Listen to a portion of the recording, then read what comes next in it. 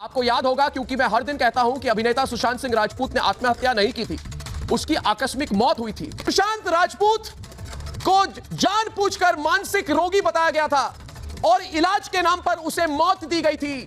इस सबका जिम्मेदार बॉलीवुड की माफिया, और क्या बॉलीवुड की एक लॉबी ने अपने गुनाहों को छिपाने के लिए सुशांत को रास्ते से हटा दिया। नमस्कार दोस्तों, सुशांत सिंह राजपूत के मामले में आज मैं आपको 3 ऐसी चीजें दिखाने वाला हूं, बताने वाला हूं, जिसके बाद आपको समझ आ जाएगा कि आखिरकार सुशांत के घर पे रहने वाले पिठानी, दीपेश से लेकर रिया से, शौविक से, हर वो शख्स आखिरकार आज चुप क्यों है, क्यों किसी ने कुछ खुल के नहीं बोला, और खास करके वो बड़े लोग जो आज इस पूरे मामले में चुप हैं, वो बड़े कहा जाए सेलिब्रिटी इस पूरे मामले में चुप क्यों थे, क्यों हैं। क्योंकि यहां पर अगर आज से 3 साल पहले एक शख्स को न्याय मिल जाता तो शायद सुशांत के साथ ये सारा चीज नहीं होती। और 2 ऐसे केस जिसके बाद सुब्रमण्यम स्वामी जी ने क्यों बोला कि ये पूरा मामला दुबई से कनेक्ट कर रहा है, क्यों बोला आखिरकार, इसमें सबसे बड़ी बात निकल के आएगी। और सीबीआई की रिपोर्ट क्यों नहीं आ रही है, उसमें सबसे बड़े 4 ऐसे क्वेश्चन जो शायद सीबीआई भी पूछ रही होगी। और क्या सीबीआई ऑफिसर्स को सब कुछ पता है पर बिना सबूत के वो कुछ नहीं बोल सकते, यहाँ पर सबसे बड़े सवाल आज आपके सामने हैं।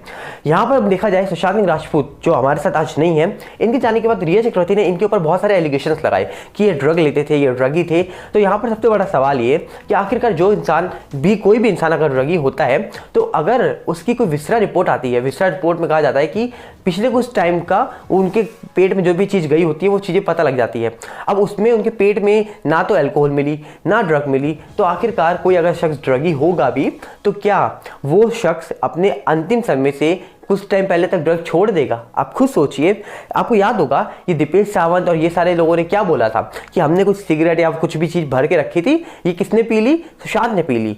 सारे एलिगेशंस किसके ऊपर लगाए गए? सुशांत के ऊपर लगाए गए। दीपेश सावंत का नाम किसमें है? एनसीबी की लिस्ट में है। सैमुअल मिरांडा का नाम किसमें है? एनसीबी की लिस्ट में है। रिया का नाम किसमें है? एनसीबी की लिस्ट में है। शौविक का नाम किसमें है? एनसीबी की लिस्ट में है।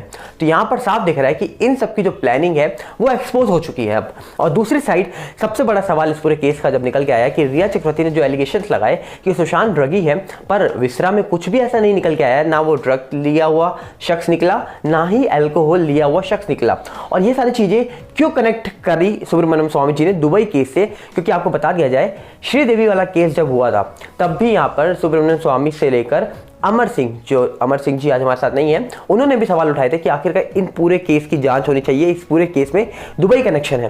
तो आखिरकार दुबई कनेक्शन की बातें क्या है? और दुबई कनेक्शन जहां आता है वहां पर फिर बॉलीवुड चुप हो जाता है, बॉलीवुड कुछ नहीं बोलता। और हमने तो यहां तक देखा कि श्रीदेवी जी का तो पोस्टमार्टम तक नहीं हुआ था। अब सबसे बड़ा सवाल यहां पर यह है, सुशांत सिंह राजपूत का पोस्टमार्टम कहा जा रहा है पीएम जो हुआ वो शाम को 5 बजे के बाद हुआ और बिना कोविड टेस्ट के हो गया, जब कोविड इतना फैल रहा था उस टाइम पर। समझने वाली बात है। उसके बाद कहा जाता है कि आखिरकार रिया चक्रवर्ती सुशांत के घर रहती थी, एनसीबी की लिस्ट में नाम है। कहा जा रहा है कि वो ड्रग्स पैडलर के साथ कांटेक्ट में थी, ड्रग्स का काम जो कर रही थी, चीजें कर रही, सेल आउट परचेज चल रहा था उनका। तो यहाँ आप सोचिए, समझने वाली बात है कि आखिरकार अगर आपके घर पर कोई भी शख्स रह रहा है और वो आपको कुछ भी खाने में मिला के, जूस में मिला के, चाय में मिला के दे दे, फिर आपके पीछे इलीगल काम कुछ भी करता रहे, आपको पता लगेगा। बाद में आपकी फोटो क्लिक कर ली जाए, आप जान पाओगे कि आपकी फोटो क्लिक हुई है? कभी नहीं जान पाओगे। तो यहाँ पर समझने वाली बात है, समझने वाले लोग समझ चुके होंगे। और सबसे बड़ा सवाल यहाँ पर एक उठा था कि इस पूरे मामले में बोला गया कि अगर कोई इंसान ड्रग लेकर हैंगिंग करता है ना, तो उसके गले पे जो स्ट्रैंगुलेशन के मार्क्स नहीं मिलते हैं। जी हाँ, बट अगर ऐसा ही कुछ इस केस में हो कि अगर इंसान बिना कुछ लिए, बिना कुछ जो ड्रग या अल्कोहल इनटेक किए ऐसा हैंगिंग करता है, तो ये पूरा केस नॉर्मल केस से शिफ्ट होकर चला जाता है एक वही केस में जिसकी बात हो रही है, जिसमें बोला जा रहा है कि 300 तो लगाना चाहिए। तो अब यहाँ पर सवाल तो ये उठा कि आखिरकार क्या सुशांत सिंह राजपूत जो थे, इनका जो पीएम हुआ या विसरा रिपोर्ट हुई, इसमें कुछ निकल के नहीं आया। विसरा रिपोर्ट में लिखा कि ना उनके पेट में ड्रग था ना अल्कोहल थी। रिया ने बोला वो ड्रगी थे। अब यहाँ पर झूठा कौन निकला, या रिया या फिर वो रिपोर्ट बनाने वाले? कौन झूठा है मुझे आप बताइएगा। क्योंकि यहाँ पर सवाल उठ गया है अब कि आखिरकार रिया ने बोला सुशांत ड्रगी थे, विसरा में कुछ नहीं आता। अब रिपोर्ट तो झूठी हो नहीं सकती, अगर रिपोर्ट सच्ची है तो फिर झूठी नहीं हो सकती, फिर तो झूठी कौन निकली? आप समझ सकते हैं। आपको जो लगता है मुझे कमेंट में जरूर बताइएगा। और यहाँ पर सबसे बड़ा सवाल ये उठ गया, श्रीदेवी वाला केस, जिस दिन उनके साथ कहा जा रहा है कि वो चीज़ हुई, उसके एक दिन पहले वो फेसबुक पोस्ट डालती हैं, शादी समारोह में गई थी वो, उनके हस्बैंड एक दिन पहले वापस आते हैं, सरप्राइज देने के लिए जाते हैं, बाद में पार्टी के लिए वो जाने वाले होते हैं, डिनर के लिए। श्रीदेवी जी बाथरूम में जाती हैं, उसके बाद कभी वो लौट के ही नहीं आती हैं। और इस पूरे मामले में सुब्रमण्यम स्वामी जी ने भी सवाल उठाया था कि ये पूरा मामला दुबई केस से रिलेटेड कर रहा है।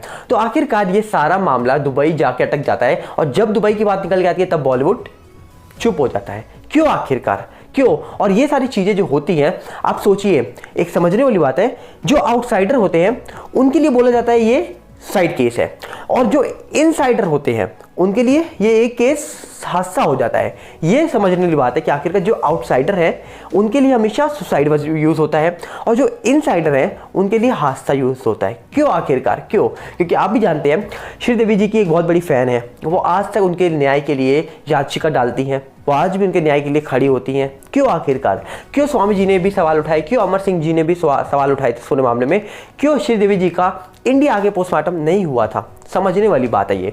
और आखिरकार सुशांत सिंह राजपूत की भी पीएम रिपोर्ट में सवाल उठ गए थे कि आखिरकार एक तो टाइम गलत, या फिर टाइम था ही नहीं, कब उनके साथ ये सारी चीजें हुई, उस रिपोर्ट में टाइम नहीं था। सोचिए, सवाल उठ गए थे उस रिपोर्ट में भी। तो आपको क्या लगता है कि आखिरकार इस पूरे मामले में सीबीआई की रिपोर्ट क्यों नहीं आ रही है? क्या इसी वजह से कि सीबीआई को ये तो पता है कि क्या किया है, किसने किया है, पर सबूत नहीं है?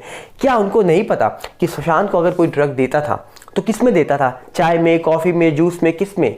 रिया ने बोला कि वो ड्रगी थे, पर विसरा में नहीं आता है कि वो ड्रगी थे, विसरा में नहीं आता कि उन्होंने ड्रग लिया था। तो आखिरकार कोई भी शख्स अगर ड्रगी होगा तो वो अपने, कहा जाए कि पिछले कुछ टाइम से आप एक दिन 2 दिन भी नहीं छोड़ सकते उस चीज़ को, क्योंकि हैबिट जब पड़ जाती है तो आप नहीं छोड़ते। तो यहाँ पर रिया निकलती है इस मामले में झूठी। और रिया तो झूठी तभी निकल गई थी जब रिया ने इंटरव्यू दिया था और बोला था कि सुशांत को डर लगता है एरोप्लेन में बैठने से, और वो शख्स जाना कहाँ चाहते थे?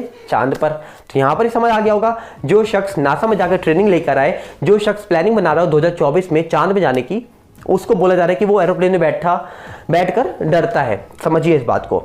और दूसरी साइड बोला जा रहा है कि इसमें सवाल तब उठा जब कोविड के टाइम पे बिना कोविड टेस्ट के इस पूरे मामले पे यहाँ पर पीएम हो गया, उनका 5 बजे के बाद पीएम हो गया, इतनी जल्दबाजी। उसके बाद बहुत सारे ऐसे सवाल उठते रहे, पर इस पूरे मामले में अभी तक कुछ निकल के नहीं आया है। पर अगर यहाँ पर 3 साल पहले अगर जांच होती, एनआईए आती श्रीदेवी जी के केस में, और अगर तब कुछ ऐसा दुबई कनेक्शन निकल के आता और वो केस सॉल्व हो जाता, तो शायद ये पूरा केस होता ही ना। क्योंकि इस पूरे मामले में दुबई कनेक्शन की जो बातें आ रही है, तो शायद अगर ऐसा कुछ है तो शायद ये सारी चीजें होती ना, और सुशांत आज हमारे साथ, आपके साथ होते। क्या कहना है आपका, मुझे आप कमेंट्स में जरूर बताइएगा। मिलते हैं बहुत जल्दी। नमस्कार, जय हिंद। जो भी लगता हो आप कमेंट्स में जरूर लिखिएगा, खुल के लिखिएगा जो आपको लग रहा हो। मिलते हैं बहुत जल्दी।